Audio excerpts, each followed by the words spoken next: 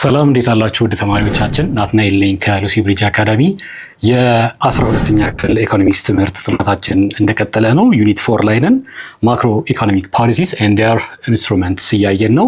ዛሬ ደግሞ የመጀመሪያውን ከታይፖቹ ከአራቱ ውስጥ የመጀመሪያውን ማክሮ ኢኮኖሚክ ፖሊሲ which is fiscal policy and its instruments ምን እንደሆኑ እንግዲህ የምናይበት ሴሽን ይሆናል ማለት ነው። እንደ ሁልጊዜው ሴሽናችንን ከመጀመራችን በፊት www.lucybridgeacademy.com መጠቀም እንዳይረሳ። ሾርት ኖቶች ታገኛላችሁ።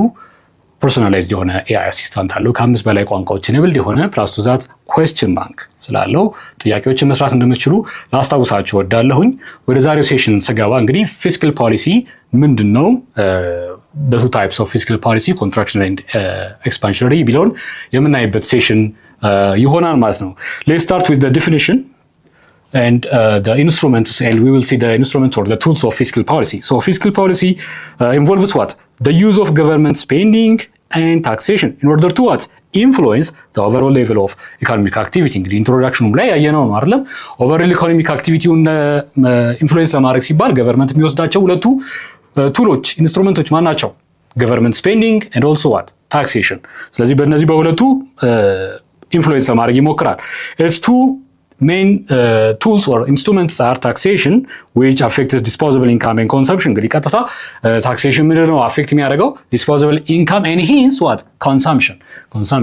disposable income ከጨመረ ኮንሰምፕሽናችን ይጨምራል አይደለም? ሴቪንጋችንን በዛው ልክ ሊጨምር ይችላል።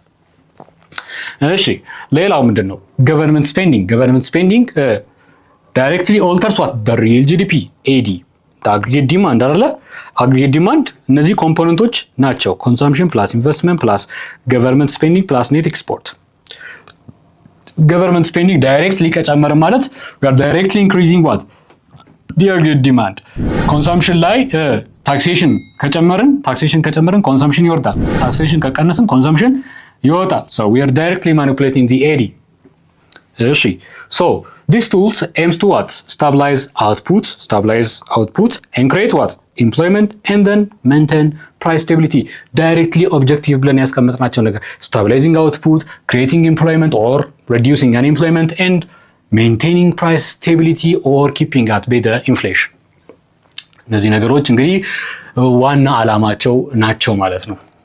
እነዚህን ታክሴሽን ገቨርንመንት ስፔንዲንግ የተባሉትን ሁለት የፊስካል ፖሊሲ ኢንስትሩመንቶች አፕላይ ስናደርግ ዓላማችን ይሄው ነው፣ ሌላ አይደለም። ኦብጀክቲቫችንን ሚት ማድረግ ነው። ስለዚህ ኮምፖነንት ኦፍ ገቨርንመንት ስፔንዲንግ፣ እስኪ የገቨርንመንት ስፔንዲንግ ኮምፖነንቶችን ለማየት እንሞክር። ምን ላይ ስፔንድ ሊያደርግ ይችላል ገቨርንመንት? ምን ላይ ስፔንድ ሊያደርግ ይችላል? ሶ ገቨርንመንት ስፔንዲንግ as an expenditure on what? goods and services such as salary ከፍል ይችላል ለፐብሊክ ሰርቪስ፣ ለሲቪል ሰርቫንት፣ ዲፌንስ ላይ ያው ፐብሊክ ጉድ ራይት። ያሁን ዲፌንስ ትልቁ ፐብሊክ ጉድ ነው አይደለም? ናሽናል ዲፌንስ በጣም መደራደር የሌለበት እንትን ነው፣ ፐብሊክ ጉድ ነው። እዛ ላይ ኤክስፔንዲቸር ሊያወጣ ይችላል።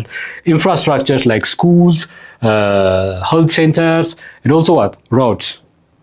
እንደዚህ አይነት ኢንፍራስትራክቸሮች እንትን ሊያደርግ ይችላል፣ ስፔንድ ሊያደርግ ይችላል። ገቨርንመንት ስፔንዲንግ ይኖራል። ሌላው ትራንስፈር ፔመንት የምንላቸው እንደ ሶሻል ሴኩሪቲ፣ ሴፍቲ ኔት፣ ሶሻል ኢንሹራንሲስ and also what? ፔንሽንስ፣ እንደዚህ የመሳሰሉት ማለት ነው። ፔመንትስ ላይክ ሶሻል ሴኩሪቲ፣ ዌልፌር፣ አንኤምፕሎይመንት ቤኔፊት። አሁን ብዙ ሀገራት አንኤምፕሎይመንት ቤኔፊት ይከፍላሉ። ኢኮኖሚ ሪሴሽን ውስጥ ሲገባ ሰዎች አንኤምፕሎይድ ሲሆኑ አውቶማቲክ ወይም ደግሞ ኢንዲዩስ እና አውቶማቲክ ኮንሰምፕሽን አይደለም፣ አውቶማቲክ ኮንሰምፕሽናቸው አለ። አሁንም በልቶ ማደር አለባቸው አንኤምፕሎይድ ቢሆንም። ስለዚህ አንኤምፕሎይመንት ቤኔፊት ይከፍላሉ with goods and services in return without goods and services in return። እንግዲህ ጉድ ኤንድ ሰርቪስ ሳያገኙ የሚከፍሏቸው ነገሮች በሙሉ ምንድን ናቸው የሚባሉ? ትራንስፈር ፔመንትስ እንላቸዋለን። ወይም ደግሞ ትራንስፈር ፔመንትስ፣ ሶሻል ኢንሹራንስ ፔመንትስ ወይም ሶሻል ሴኩሪቲ ፔመንትስ ልንላቸው እንችላለን። ሌላው ግራንትስ ኤንድ ኤድ ነው። ግራንትስ ኤንድ ኤድ እንግዲህ ፌዴራል ለሎካል ወይም ለስቴት ገቨርንመንትስ የሚሰጠው በጀት ነው፣ እርዳታ ነው። ይሄ እንግዲህ ግራንትስ ኤንድ ኤድ ተብሎ ይወሰዳል። ኢን ዲ ፌዴራል ገቨርንመንት ሲናሪዮ ኢትስ አን ኤክስፔንዲቸር፣ ኢን ዲ ስቴት ኦር ሎካል ገቨርንመንት ሲናሪዮ ደግሞ ኢት ኢዝ አን ኢንካም ኖት ኤክስፔንዲቸር ሳይሆን ምንድነው ወደ ራሳቸው የሚገባ ነገር ነው። ስለዚህ የፌደራል ፋይናንሻል ሰፖርት ነው ለሎካል እና ለስቴት ገቨርንመንቶች ማለት ነው። የዚህን የትምህርት ክፍል ሙሉ ቪዲዮ ማግኘት ከፈለጋችሁ ዌብሳይታችን ላይ አሊያም ደግሞ የሞባይል አፕሊኬሽናችን ላይ ማግኘት ትችላላችሁ። መልካም የትምህርት ጊዜ